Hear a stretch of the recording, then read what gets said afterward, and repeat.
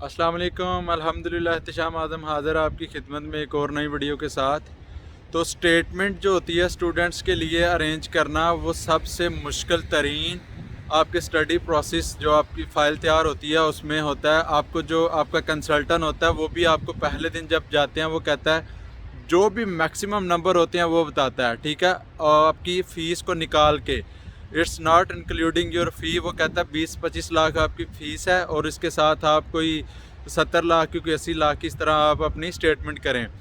इसमें थोड़ा सा ये डिफरेंस है कि ग्रेजुएशन के लिए जो आते हैं यानी कि बैचलर्स के लिए उसकी स्टेटमेंट कुछ अलग है जो आप तैयार करते हैं, यानी कि उसकी रिक्वायरमेंट्स जो हैं, और जो मास्टर के लिए आते हैं उसकी अलग से हैं।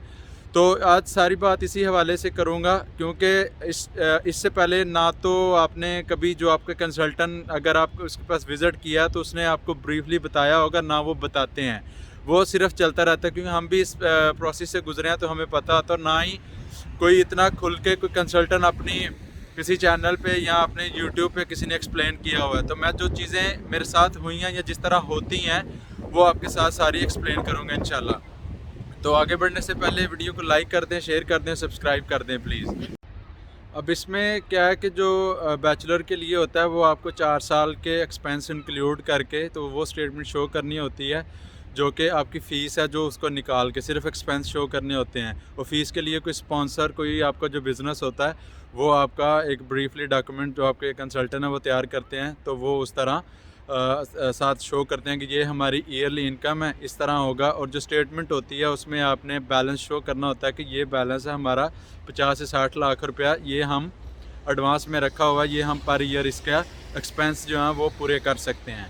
अब आयरलैंड में तो यही सीन है इसका कि 7,000 यूरो जो है ना वो पर ईयर यहाँ पे कंसीडर किया जाता है। अब जो यूके में है वहाँ पे भी पाउंड्स में होगा, तो उस हिसाब से आप हिसाब लगा लें सारा कि कितना हो सकता है। अब जो मास्टर के लिए आते हैं वो 1 साल के लिए होता है उनका ज़्यादा नहीं होता। उनका 1 साल के लिए वो इंक्लूड करते हैं, 1 साल के उसकी फ़ीस तो उसने पे कर देनी होती है। बाद में उसने सिर्फ 1 साल के ख़र्चे बताने होते हैं, शो करने होते हैं स्टेटमेंट में 20 लाख या 25 लाख ये उसके ख़र्चे हैं सारे। That's it. इस तरह स्टेटमेंट जो है ना वो तैयार हो जाती है।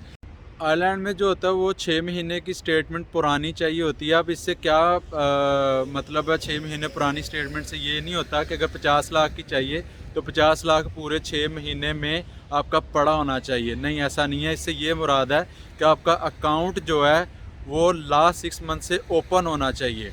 अगर लास्ट 6 मंथ से आपने ओपन करवाया हुआ, उसमें ट्रांजैक्शंस हो रही हैं, तो उससे ये मुराद है। अब उसमें क्या होता है कि आप इस तरह तो कोई भी नहीं कर सकता कि 50 लाख पूरे 6 महीने उसके अंदर रख दे, तो ना तो आपको कोई स्पॉन्सर मिलेगा और ना ही कोई इस तरह कोई इन्वेस्टर मिल सकता है कि वो पूरे 6 महीने या पूरे जो 5 माह 6 माह इस तरह आपके पैसे रख दे उसमें और वो कह दे कि ठीक है जी आप इसका पे कर दें मुझे। तो इस तरह नहीं होता।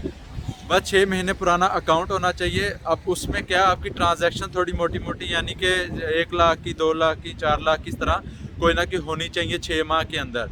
अब फाइनल आपने क्या करना होता है, उसमें आप आराम से तैयार कर सकते हैं। आपकी अगर 20 लाख फ़ीस है वो भी पैसे उसी में डालें आप, और जो कुछ पैसे हैं आप और भी उसमें डाल के तो वो आप एक फ़ाइनल अपनी स्टेटमेंट जो है ना तैयार कर लें। 35-40 जितने की भी होती है मैक्सिमम, उसमें वो करके और उसको आप अपनी स्टेटमेंट फ़ीस पे करने से पहले जो है ना वो निकलवा के अपने पास रख लें। आप अपने जो स्टेटमेंट है वो 1 महीने से ज़्यादा तक भी लगा सकते हैं। मतलब बैंक से आपने निकलवा ली है, 1 महीना हो गया, आपने फ़ीस वगैरह सारा कुछ करके अब आपने एम्बेसी केस जो है ना वो फ़ाइल करना है, तो आप उसको 1 महीना पुरानी जो स्टेटमेंट है वो लगा सकते हैं, डज़न्ट मैटर। यहाँ पे ऐसे केस भी हुए हैं जिन्होंने 2-2 माह पुरानी भी लगाई हुई थी, तो उनका केस अप्रूव हुआ था, ठीक है। तो इसमें आप इजीली अपनी फ़ीस, अब 20 लाख अगर फ़ीस का दे दिया, अब उसको निकाल के 20 लाख और 40 लाख आपने स्टेटमेंट का करना था, ये बहुत मुश्किल हो जाता है। तो इसमें ये चीज़ें थोड़ी सी होती हैं कि कंसल्टेंट आपको यही कहेगा कि आप सारी चीज़ें ये अलग से जो है ना वो करो, फ़ीस भी अलग करो, उसके बाद स्टेटमेंट भी, तो थोड़ा मुश्किल होता है। तो इसको आप दोनों चीज़ें ऐसे कर सकते हो ईज़िली। तो ये आप पे डिपेंड करता है। कंसल्टेंट तो कभी भी नहीं कहेगा कि इस तरह, वो कहेगा नहीं नहीं आप जेन्युइन जो है ना वो सारे काम करो। तो ये होता है इसमें बैचलर्स के लिए। और अगर मास्टर के लिए करना वो तो स्टेटमेंट बहुत थोड़ी होती है, आप 20-25 लाख की, तो वो आप अपनी फ़ीस अरेंज करें और फ़ीस उसमें आप रख दें, आपको सिर्फ 20-25 ही अरेंज करना पड़ेगा। फ़ीस उसमें आप रखें, स्टेटमेंट निकलवा लें, बाद में फ़ीस आप पे कर दें। तो अब इसमें ये पॉइंट आता है कि जी उसमें ट्रांजैक्शन आनी चाहिए, कोई ऐसा मसला नहीं है, उसके भी काफ़ी सारे तरीके होते हैं बताने के कि जी हम लोग नहीं, इसमें फ़ीस जो है वो अलहदा से पे की है, इस वजह से इसकी ट्रांजैक्शन मेरे अकाउंट में नहीं आई। तो ये एक्सप्लेन कर देता बंदा, मेरे साथ भी ऐसा ही हुआ था।